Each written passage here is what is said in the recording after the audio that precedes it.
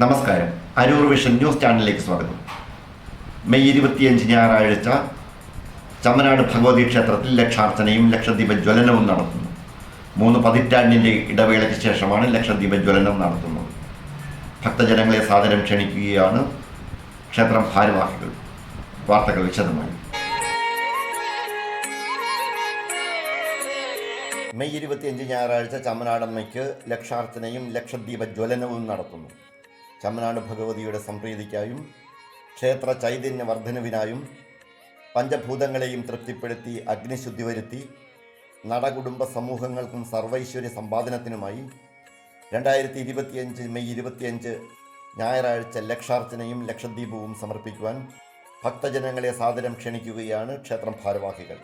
ഇത് സംബന്ധിച്ച പത്രസമ്മേളനത്തിൽ ക്ഷേത്രം മാനേജർ അഡ്വക്കേറ്റ് ആർ മുരളീകൃഷ്ണൻ വിശദീകരിച്ചു. ക്ഷേത്രത്തിൽ ഈയിടെ നടന്ന ഭാഗവത സത്രം നടത്തിപ്പിന് സാക്ഷികളും സഹായികളുമായ എല്ലാ ഭക്തജനങ്ങൾക്കും അദ്ദേഹം നന്ദി പ്രകാശിപ്പിച്ചു. ചമ്മനാട് ഭഗവതി ക്ഷേത്രത്തിൽ ഈ വരുന്ന മെയ് 25 ഞായറാഴ്ച ലക്ഷാർച്ചനയും ലക്ഷദ്വീപവും സമർപ്പണം നടക്കുകയാണ്. രാവിലെ ആരംഭിച്ച് വൈകിട്ട് പര്യവസാനിക്കുന്ന രീതിയിലാണ് ലക്ഷാർച്ചന നടത്തപ്പെടുന്നത്. ക്ഷേത്രം തന്ത്രി ബ്രഹ്മശ്രീ പുലിയന്നൂർ സുബ്രഹ്മണ്യൻ നമ്പൂതിരിപ്പാടിൻ്റെ മുഖ്യ കാർമ്മികത്വത്തിൽ 12ഓളം തന്ത്രിമുഖ്യരാണ് ലക്ഷാർച്ചനയ്ക്ക് നേതൃത്വം നൽകുന്നത്. തുടർന്ന് വൈകിട്ട് 5 മണിയോടുകൂടി ലക്ഷദ്വീപത്തിൻ്റെ പ്രകാശനവും നടക്കുന്നതാണ്. അതിനുശേഷം ലക്ഷാർച്ചന കലശാഭിഷേകത്തോടുകൂടി സമാപിക്കുന്നു. ചമ്മനാട് ക്ഷേത്രത്തിൻ്റെ ചരിത്രത്തിൽ 3.5 പതിറ്റാണ്ടിന് ശേഷമാണ് ലക്ഷദ്വീപം നടത്തപ്പെടുന്നത്. ഇതിനു മുൻപ് 1988 ലക്ഷദ്വീപം നടന്നത്. അന്ന് അത് ഈ നാടിൻ്റെ ഒരു മഹാസംരംഭമായി ഭക്തജനങ്ങൾ ഏറ്റെടുക്കുകയും അത് വൻ വിജയമായി തീരുകയുണ്ടായി. തുടർന്ന് 2015 ലക്ഷാർച്ചന മാത്രമായി നടത്തുകയുണ്ടായിരുന്നു. ഭക്തജനങ്ങളുടെ നിസ്സീമമായ സഹകരണമാണ് ചമ്മനാട് ക്ഷേത്രത്തിലെ ആധ്യാത്മിക സംരംഭങ്ങളുടെയും അടിയന്തരങ്ങളുടെയും ഉത്സവാദി വിശേഷങ്ങളുടെയും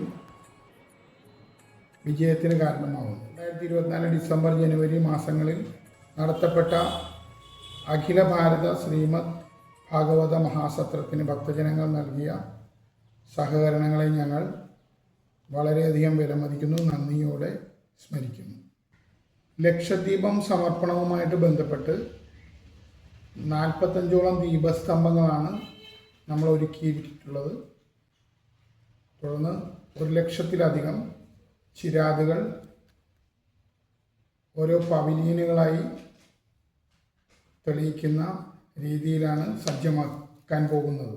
പാലക്കാട് നിന്നുള്ള ഗോപി ആശാനും സംഘവുമാണ് ലക്ഷദ്വീപത്തിൻ്റെ പവലിയനുകളും ദീപസ്തംഭങ്ങളുമൊക്കെ ഒരുക്കി തരുന്നത്. ലക്ഷാർച്ചന ഒന്നിന് 100 രൂപ കണക്കിലും ലക്ഷദ്വീപ ജ്വലനം 20 രൂപ കണക്കിലുമാണ് വഴിപാട് നിരക്ക്. കൂടാതെ കുടുംബ വിളക്ക്, ദമ്പതി വിളക്ക്, ബാലവിളക്ക് എന്നീ വഴിപാടിനങ്ങളും ഉണ്ട്.